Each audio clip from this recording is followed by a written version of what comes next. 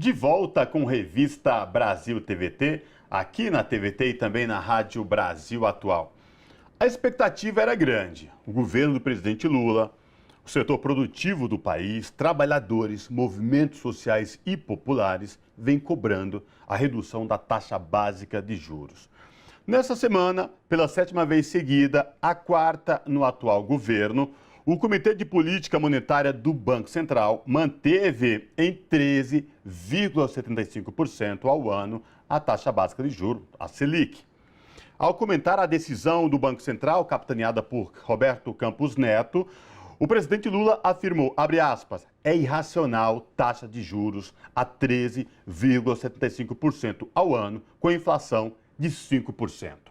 Sobre essa questão, nós conversamos agora com o Pedro Faria, que é economista e pesquisador do CDPLAR, que é o Centro de Desenvolvimento e Planejamento Regional da Faculdade de Ciência Econômica da Federal de Minas Gerais. Pedro, tudo bem? Prazer te receber aqui no Revista Brasil TVT. Seja bem-vindo. É um prazer, Cosmo, na Rasa. Obrigado por me receber aqui. Pois é, a expectativa era muito grande em relação a uma possível redução da taxa básica de juros, que está em 13,75% ao ano.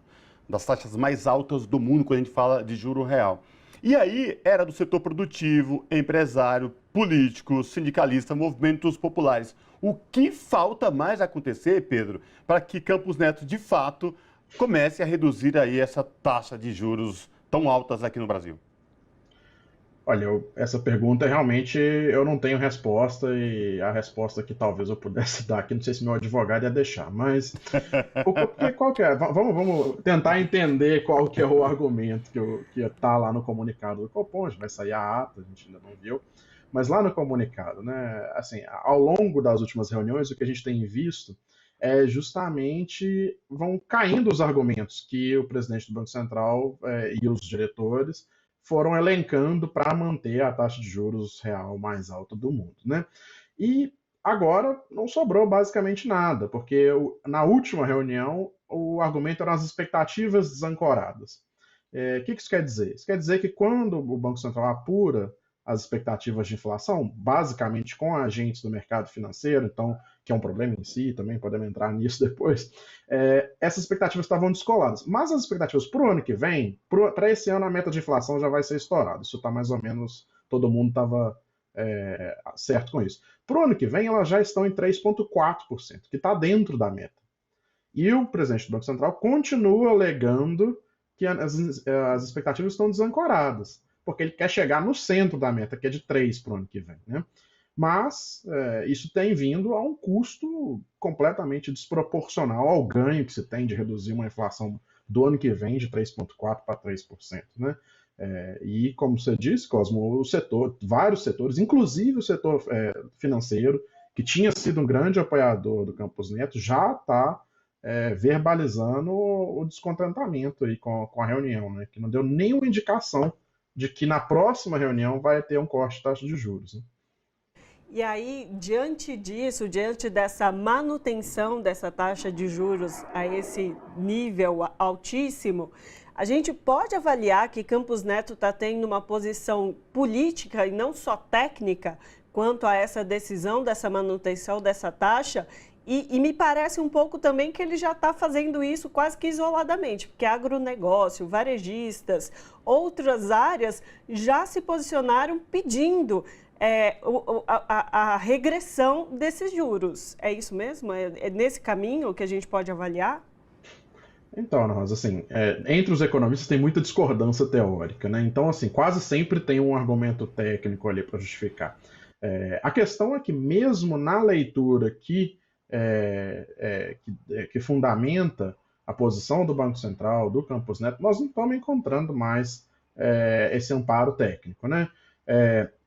Então, assim, está cada vez mais difícil que o movimento que nós vimos nessa reunião, a reação à reunião, na verdade, né, é justamente que não sobrou nada de técnico ali para justificar, porque nas últimas reuniões, talvez, na perspectiva do Banco Central, do Campos Neto, que é uma perspectiva que leva muito em conta, desproporcionalmente, uma maneira teoricamente errada, ao meu ver, mas na teoria deles isso faz sentido, por exemplo, a questão do do resultado fiscal, de ter um efeito muito grande sobre a inflação, eles ainda tinham esse argumento. Aí foi aprovado um arcabouço fiscal na Câmara, mais apertado do que o governo mandou, né? Agora foi relaxado um pouco no Senado, vamos ver como é que vai ficar.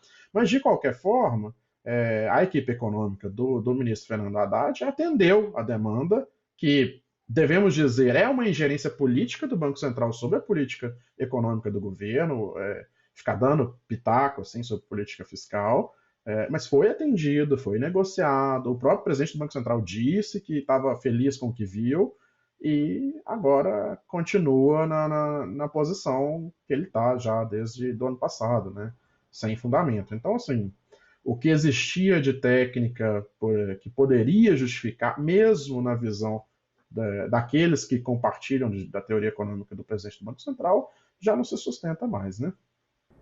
Então, eu queria que você também comentasse um pouco o que essa manutenção impacta nas contas públicas, na dívida pública brasileira. Eu acho que esse é um tema que ainda é pouco entendido pela população, mas é tão importante para a vida da saúde econômica do nosso país, que eu acho importante a gente tratar assim, o que essa manutenção, então, vai fazer com as contas públicas e com a dívida pública.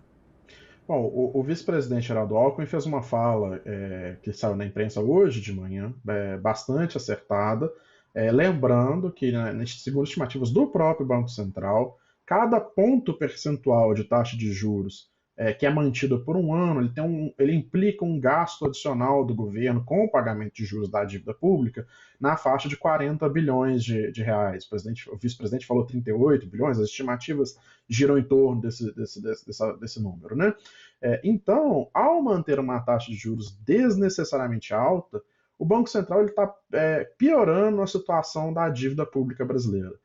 Eu não acho que existe questão sobre a dívida, eu não acho que o Brasil está em risco de calote, não acho que essa é a questão, mas a gente sabe que a trajetória da dívida é o principal argumento do campo fiscalista para que se corte gastos sociais. Quando, na verdade, como o vice-presidente falou, como o André Lara Rezende tem falado, que não é um economista de esquerda, né, um liberal, tem falado, um dos principais gastos do governo hoje, e que mais influencia a trajetória da dívida, é a taxa de juros. E esse gasto não é discutido, né? A gente discute se vai ter mais, menos investimentos públicos que o Brasil precisa, mais ou menos aumento do salário mínimo acima da inflação, mas nós não discutimos o efeito da taxa de juros sobre a dívida.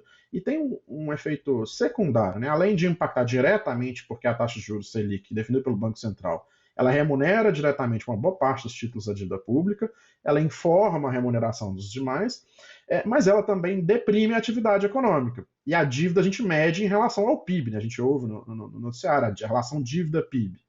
E ao reduzir o crescimento econômico, você aumenta a relação dívida-PIB.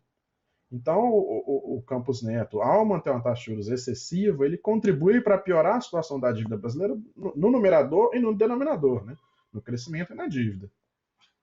Pedro, só um minutinho, para a gente terminar rapidinho, eu tenho que trazer esse relato aqui para entender que, para mim, ficou muito mais claro ainda por que é tão nocivo uma taxa de juros tão alta como essa, de 13,75% ao ano. Um vizinho recentemente foi comprar uma geladeira e uma televisão plana, grande. Ele queria se dar de presente para pôr na sala, os filhos estavam pedindo, e ele ia comprar financiada. E ele saiu revoltado, Ana, porque ele falou assim, eu não vou pagar 2 geladeiras, eu não vou pagar 3 televisões. Isso é um absurdo. É disso que estamos falando também, Pedro? Só para a gente finalizar? Eu acho que as pessoas têm que ter uma noção de que isso impacta diretamente na vida delas, e o exemplo que você levantou, Cosmo, é o exemplo que acontece o tempo todo. Nós estamos vendo a indústria brasileira tendo dificuldades, os varejistas mostrando dificuldades por causa disso. O excesso de taxa de juros, ele deprime o poder de compra das pessoas, né? Porque as pessoas vão adquirir um produto mais caro, elas têm que financiar esse produto, né? Não é compatível com a renda da grande maioria dos brasileiros. E aí entra esse efeito, né? Os juros de cartão de crédito, os juros de cheque especial, os juros de crédito livre, mesmo o juro do consignado, eles já são no Brasil, historicamente, eles têm um spread, né, acima da taxa de juros básica muito alto.